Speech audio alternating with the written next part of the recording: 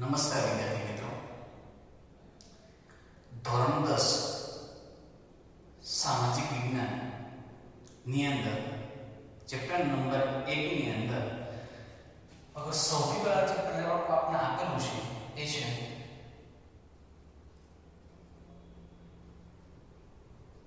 ભારતનો વારસો. તો ભારતનો વારસો આપણે જે સમજીએ છીએ એ સમજતા પહેલા સૌથી પહેલા આપણે આ વારસો એટલે શું એના વિશે માહિતી મેળવશું. બીજી વસ્તુ આપણે એક કહી શકાય કે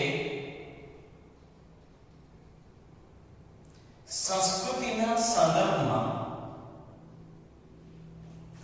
સૌથી પહેલા આપણે ભારતનો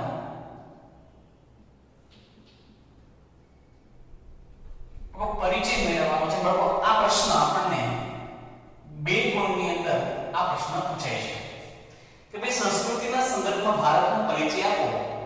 આ પ્રશ્ન પૂછાય બરાબર બે ગુણની અંદર. શું લખી શકીએ વાળો આપણે? તેમાં કહી શકાય કે આપણા પ્રાચીનતમ ગ્રંથ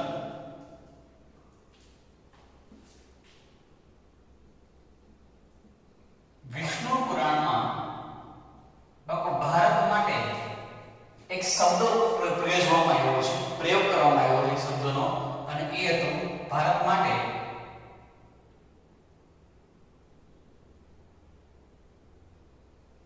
ભારત વર્ષ. એવું ભારતને ગણવામાં આવ્યું. આ સિવાય કહી શકાય કે ભાઈ આપણા પ્રાચીન ગ્રંથમાં જે વિષ્ણુ પુરાણ છે એ વિષ્ણુ પુરાણમાં ભારત માટે એક શબ્દ પ્રયોજવામાં આવ્યો છે. એ શબ્દ એટલે ભારત વર્ષ. આ આપણને સૌથી મહત્વનો આપણને એક સંસ્કૃતિનો પરિચય આપણને આપે. ભારત દેશ કેટલો વિશાળ, કેટલી સંસ્કૃતિ ધરાવતો દેશ હશે, એટલા માટે એને ભારત વર્ષ એવું છે, એને ભારત માટે છે એ નામ છે એ પ્રયોજવામાં આવેલું છે. અગર બીજું કહી શકાય કે ભાઈ જ્યારે પણ આપણે દેશની અંદર જ્યારે પણ આપણા દેશમાં જે કોઈ પણ સારા કાર્ય કરવામાં આવે, બરાબર, એટલે આપણા દેશમાં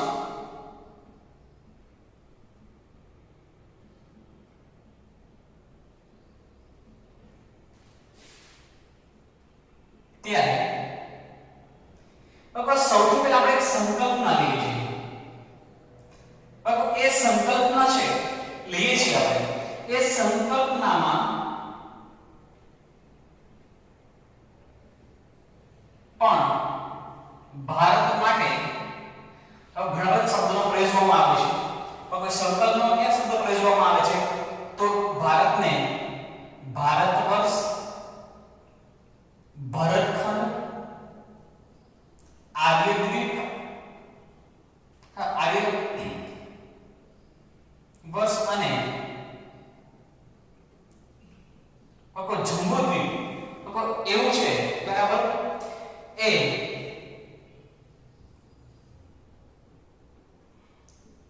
એવું છે એ કહેવામાં આવે છે. આપણને ભારતનો એક આપણને પરિચય કરાવે છે કે ભાઈ ભારત માટે કયા શબ્દો પ્રયોજવામાં આવે છે. ક્યારે? કે જ્યારે કોઈ પણ સારા કાર્ય કરવામાં આવે ત્યારે કોઈ સંકલ્પના લેવામાં આવે. સંકલ્પનામાં ભારત માટે આ શબ્દ ભારત વર્ષ, ભરતખંડ, આર્યવ્રત અને જંબુદ્વીપમાં નામના જે શબ્દો છે તે પ્રયોજવામાં આવે છે. તો આ આપણને એક સંસ્કૃતિ છે ભારતની, એનો આપણને પરિચય આપે છે. બીજું કહી શકાય, બરાબર, ભારતની આ સંસ્કૃતિ, એ સંસ્કૃતિના સંદર્ભમાં આપણને પરિચય શેમાં મળ્યો? તો ભારતનો પરિચય મળ્યો આપણને. આ સિવાય એ લોકો કે ભારત દેશ પણ છે એ ભારત દેશની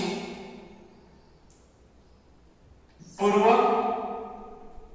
પશ્ચિમ અને દક્ષિણમાં લઈએ બાળકો તો એક સીમા તૈયાર થાય છે. એ સીમા એટલે દરિયાઈ સીમા, અને ઉત્તરમાં એક સીમા બનાવે છે એ હિમાલય સીમા બાળકો છે તે યાદ રાખીશું. તો આપણા સંસ્કૃતિનું બાળકો છે કે ભાઈ ભારત દેશ બાળકો છે એની ત્રણેય બાજુએ છે એ સમગ્ર આવેલા છે અને ઉત્તર બાળકો છે કે ઉત્તરમાં સીમા તરીકે બાળકો હિમાલય બાળકો છે કે પોતાનું છે એ શીર્ષસ્થ સ્થાન ધરાવે છે ઉત્તર ભારતની અંદર. આ આપણને એક પરિચય મળે ભારતનો. બાળકો બીજું કઈ શકાય કે ભાઈ આગળ કેવું આપણે તો ભારત દેશ છે એ ભારત નું ક્ષેત્રફળ બાળકો દ્રષ્ટિએ લઈએ તો વિશ્વમાં બાળકો ભારતનો ખબર છે બાળકો આપણને 7મા ક્રમે છે. ભારતના બાળકો 6 દેશો છે એ વિસ્તાર દ્રષ્ટિએ બાળકો આગળ પડતા છે. આ સિવાય વિશ્વમાં વસ્તીની દ્રષ્ટિએ ભારત બાળકો છે એ બીજા ક્રમે આવે છે.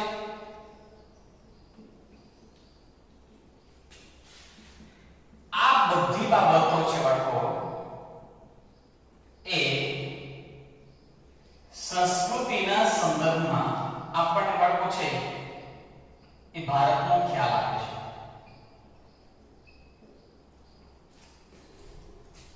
તો કે સંસ્કૃતિના સંદર્ભમાં ભારતનો પરિચય બાળકો બે પ્રશ્નો પૂછાય ત્યારે શું લખી શકશો આપણે તો કે આપણા પ્રાચીનતમ ગ્રંથ ક્યાં તો વિષ્ણુ પુરાણમાં ભારત માટે કે શબ્દ પ્રયોગ આવ્યો છે ભારતવર્ષ.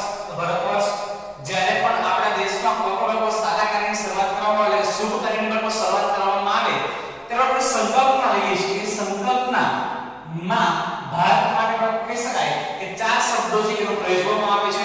એક ભારતવર્ષ, ભરતખંડ, આર્યવ્રત અને જંબુદ્વીપ. તો આ આપણને સંસ્કૃતિના સંદર્ભમાં ભારતનો પરિચય મળે છે. ભારતની બાળકો 3 દિશાએ દરિયાઈ સીમા આવેલી છે અને એક હિમાલય બાળકોની સીમા તૈયાર કરે છે. ભારત બાળકો ક્ષેત્રફળની દ્રષ્ટિએ લઈએ તો વિશ્વમાં 7મું સ્થાન છે.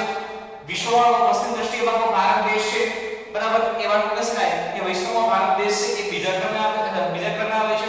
તો આ બધી સંસ્કૃતિઓ છે બરાબર એ સંસ્કૃતિના સંદર્ભમાં આપણને ભારતનો જે પરિચય એ કરાવે છે. હવે જે આવે છે 9 પ્રશ્ન આ ત્યારનો બીજો પ્રશ્ન છે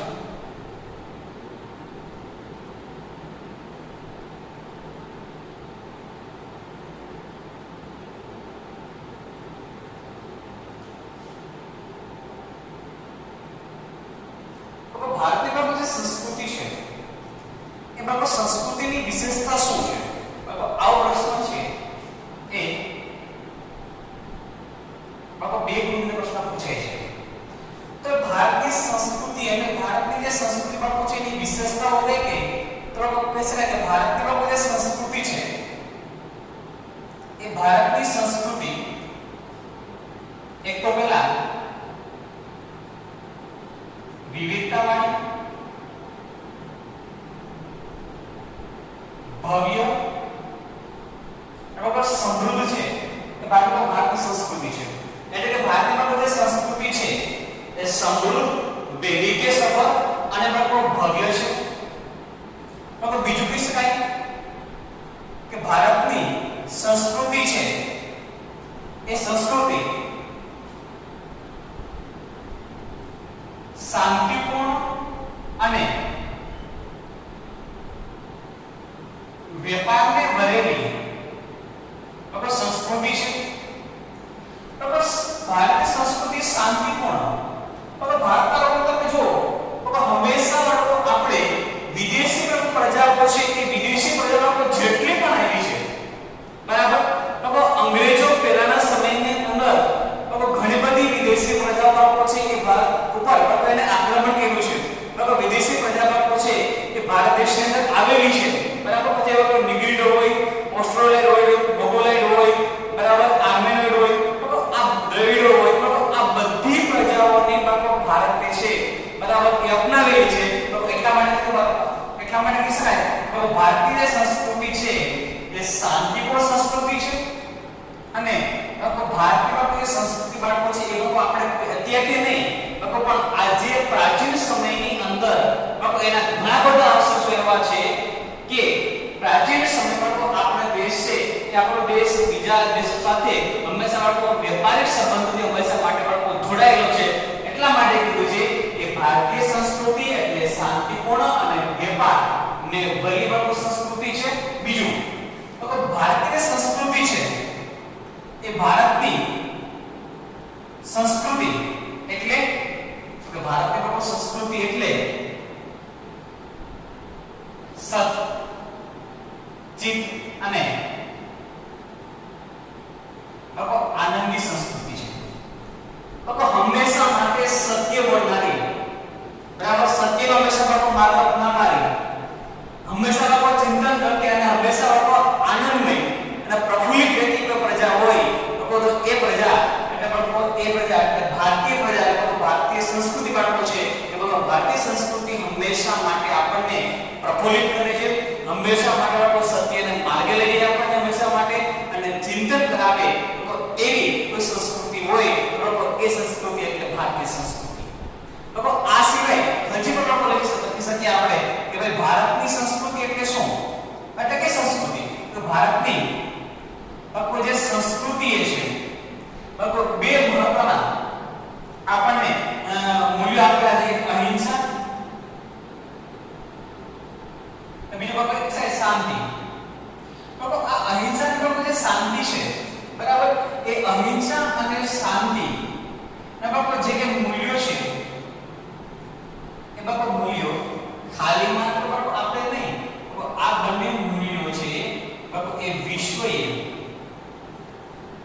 સ્વીકારી છે, બરાબર, એની પ્રશંસા કરેલી છે. બરાબર, આ બધી આ બાબતો બાળકો છે એ આ બાબતો હંમેશા બાળકો છે એ આપણી સંસ્કૃતિ બાળકો આગવી વિશેષતા છે. વિવિધતા ભવ્ય અને સમૃદ્ધ બાળકો આપણી સંસ્કૃતિ છે. શાંતિપૂર્ણ બાળકો અને વેપારને વાળી સંસ્કૃતિ છે. ભારતીય સંસ્કૃતિ એટલે સત ચિત અને આનંદ સાથે આનંદની અને પ્રફુલ્લિત કરે બાળકો એ સંસ્કૃતિ છે. ભારતીય સંસ્કૃતિ એટલે અહિંસા અને બાળકો શાંતિની સંસ્કૃતિ છે.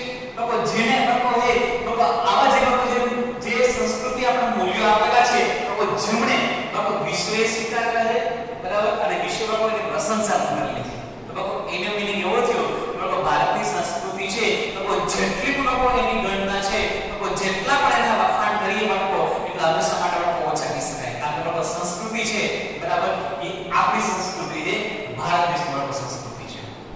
તો ત્યાર પછી આગળ શું જોઈએ આપણે હવે સંસ્કૃતિ. હવે આપણે વાત કરીએ સંસ્કૃતિ તો સંસ્કૃતિ છે શું? સંસ્કૃતિ એટલે શું?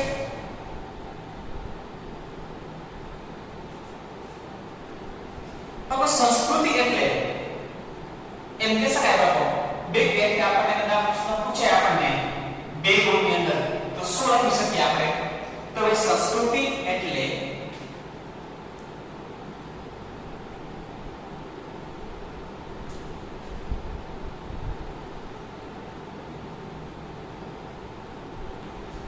જીવન જીવવાની બાબો જે રીત છે બાળકો એ એટલે આપણી સંસ્કૃતિ.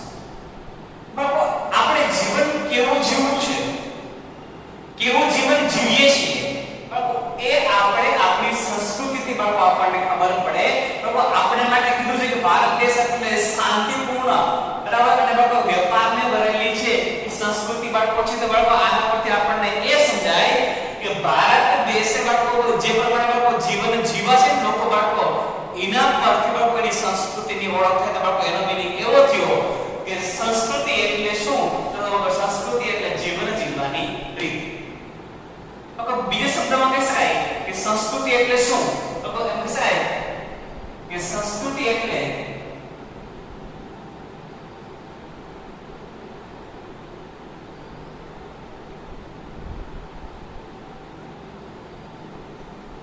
માનવ મનનું ખેડાણ જેમાં માનવ જીવનના ટેવો, મૂલ્યો,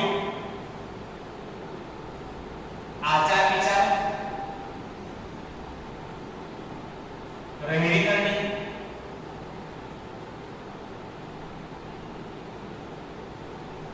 ધાર્મિક પરંપરાઓ,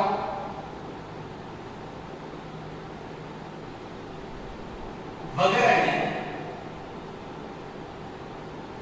જીવનના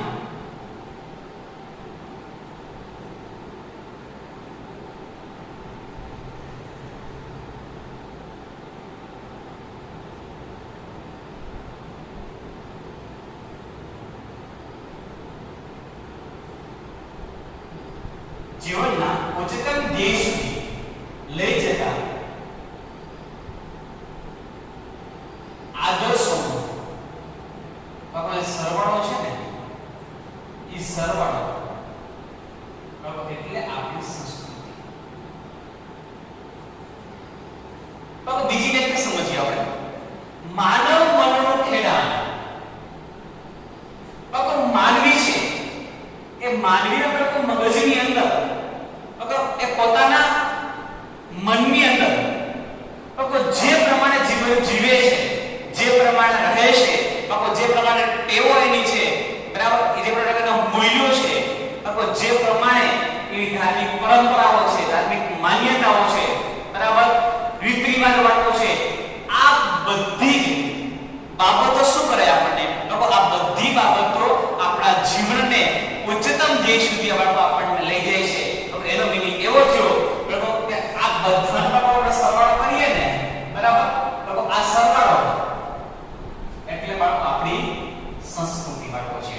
તો એ બે વ્યાખ્યા આપણને કહી શકાય. સંસ્કૃતિ એટલે જીવન જીવવાની રીત એટલે સંસ્કૃતિ, માનવ જીવન જીવવાની રીત એટલે સંસ્કૃતિ, અને માનવ મનનું ખેડાણ એ જેની અંદર પૂછે કે માનવ જીવનના ટેવો, મૂલ્યો, આચાર વિચાર, રહેણી કરણી, ધાર્મિક પરંપરાઓ, માન્યતાઓ, રીત રિવાજો આ બધા ક્યાં લઈ જાય આપણને તો હંમેશા જીવનના ઉચ્ચતમ ધ્યેય સુધી આપણને લઈ જાય છે. બરાબર એનો આ આદર્શનો આ બધા આદર્શો બનવાના આદર્શનો સરવાળો એટલે આપણી સંસ્કૃતિ. તો આ વાતથી સંસ્કૃતિ ભારતની સંસ્કૃતિની વિશેષતા અને સંસ્કૃતિ એટલે શું તો એનો આપણને પરિચય.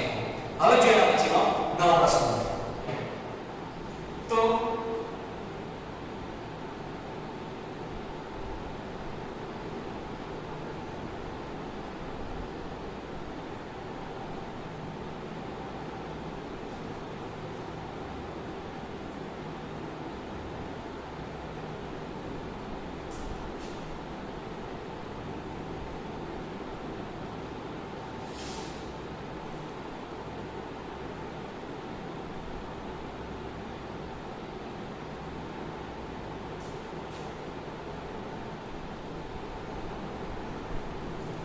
અથવા પ્રશ્ન પૂછે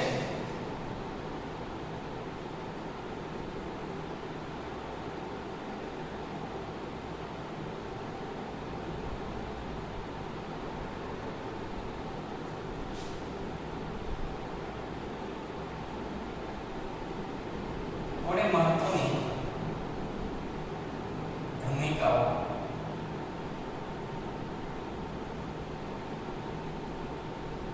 રહે છે. આવો બે થી ત્રણ બે ગુણવાળો આવો પ્રશ્ન છે એ પૂછાઈ શકે. તો ભારતનો જે વારસો છે એવા તો ભારતનો જે વારસાને પણ સમૃદ્ધ બનાવવાની અંદર કોને કોણ મહત્વનો ફાળો આપેલો છે તો ઇંગ્લિશ નાઈ આવો પ્રશ્ન પૂછાય ત્યારે શું લક્ષણો મળે આપણે તો કે ભારતનો આ સમૃદ્ધ વારસો બનાવવામાં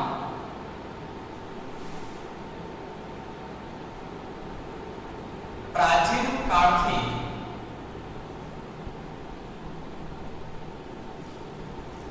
એટલે કે શું કે ભાઈ પ્રાચીન કાળથી માંડી અને આજ દિન સુધી. પ્રાચીન કાળ એટલે કયો કાળ તો કે ભાઈ સિંધુ ખીણની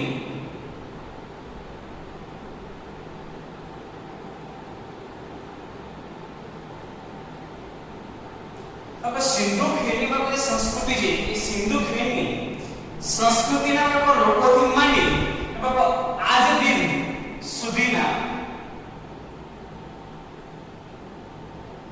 લોકોએ પોતાની બુદ્ધિ આવડત અને કલા કૌશલ્ય દ્વારા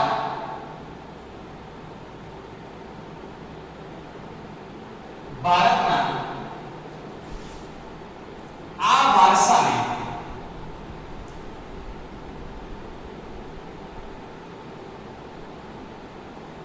સમૃદ્ધ બનાવ્યું છે. સમૃદ્ધ બનાવવાનો ફાળો કોનો? તો ભાઈ સિંધુ ખીણની સંસ્કૃતિ. જ્યારે પણ સિંધુ ખીણની સંસ્કૃતિ જે સમય દરમિયાન સમુદ્ર કિનારે એટલે સિંધુ નદીના કિનારે જે લોકો વસવાટ કરતા હતા એ લોકોથી માંડી આજ દિન સુધીના જે લોકોએ કોના દ્વારા પોતાની બુદ્ધિ દ્વારા પોતાની આવડત દ્વારા પોતાના કલા કૌશલ્ય દ્વારા જે કંઈ એને બનાવ્યું છે, જે કંઈ સર્જન કર્યું બાળકો છે, બરાબર, જે કંઈ મેળવ્યું છે કે બધું જ વારસો છે, બરાબર, એ વારસો બાળકો ભારતને આપ્યો છે. એમ કહી શકાય કે દ્વારા ભારતના વારસાને એને સમૃદ્ધ બનાવ્યું છે. આ આપણને એનો પરિચય આપણને આપે છે. હજી આગળ કેવું હોય, બરાબર, કે ભાઈ આમ ફાળો કોનો? તો આ વારસામાં ધર્મગુરુઓ, સંતો, મહંતો, લેખકો, ઇતિહાસકારો, કવિઓ, કારીગરો, કલાકારો, પત્રકારો તેમજ અનેક કૌશલ્ય ધરાવતા લોકોએ આ વારસાને સમૃદ્ધ બનાવ્યું છે.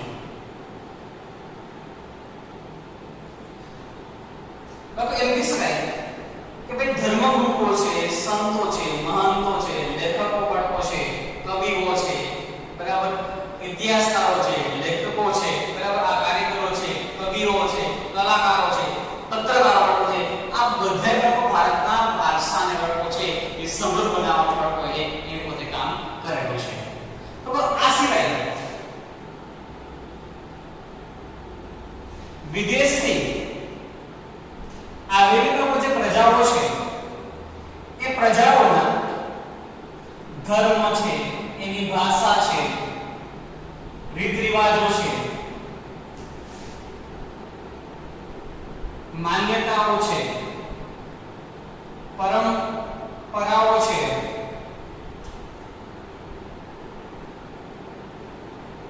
વગેરે ભારતીય સંસ્કૃતિમાં ભળી જઈને ભારતના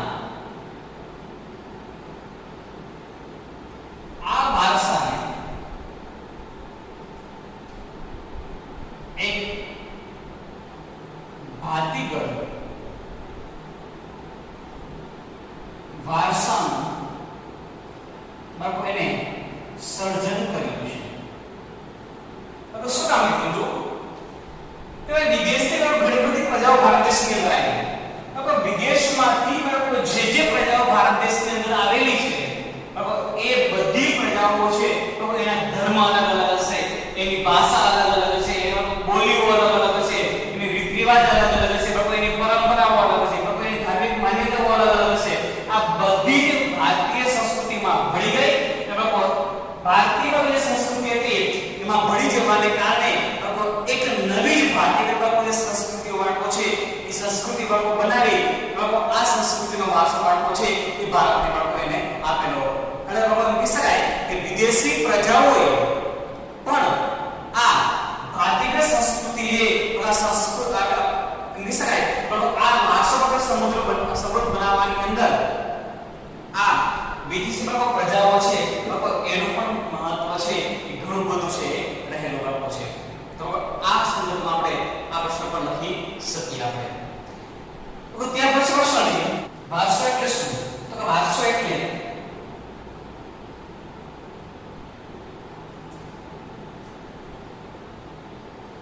પૂર્વજો તરફથી મળેલી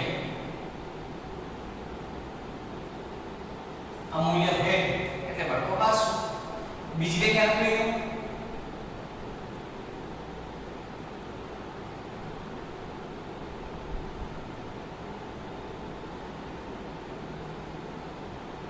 પેઢી દર પેઢી જે કંઈ મળે છે તે એટલે વારસો. લોકો અહીંયા આપણને વારસા માટે પ્રશ્ન પૂછે કે વારસો એટલે શું? બે ગુણ્યાનો પ્રશ્ન પૂછાય તો લોકો બે વ્યાખ્યા ફરજિયાત છે. પૂર્વજો તરફથી મળેલી અમૂલ્ય ભેટ. લોકો આપણને વારસો છે એ હંમેશા માટે આગળના આપણા જે કંઈ પૂર્વજો બાળકો છે એ પૂર્વજો તરફથી આપણને એક ભેટ મળે છે આપણને જેને આપણે વારસો કહીએ છીએ. આ વારસો છે. બીજી વ્યાખ્યા આપણે કે પેઢી દર પેઢી જે કંઈ મળે છે બરાબર. આપણી પેઢી આપણા પપ્પા છે આપણા પપ્પા પાસે જે કંઈ રહેલું છે એ આપણને મળશે. એની પાસે સારા સારા મૂલ્યો છે એ આપણને મળશે. એની પાસે મિલકત છે એ આપણને મળશે. એની પાસે જમીન છે એ આપણને મળશે. એની અમુક ટેવો છે એ પણ આપણને મળશે. એનો મીનિંગ શું થયો? એનો મીનિંગ આપણને એવો થયો કે પેઢી દર પેઢી જે કંઈ મળે છે તે એટલે વારસો. તો આ વારસો છે કેટલા પ્રકારનો હોય છે? વારસો મુખ્યત્વે 4 પ્રકારનો હોય છે. અહીંયા જે વારસો લઈએ આપણે તો અહીંયા વારસાના બાળકો આપણે મુખ્ય 2 પ્રકાર જોવાના છે. એક વારસો એટલે સાંસ્કૃતિક વારસો. બીજો વારસો એટલે પ્રાકૃતિક વારસો. ટૂંકમાં આપણે તમને કહી દઉં પ્રશ્નની અંદર તો પૂરો કરીએ આપણે કે સાંસ્કૃતિક વારસો એટલે શું?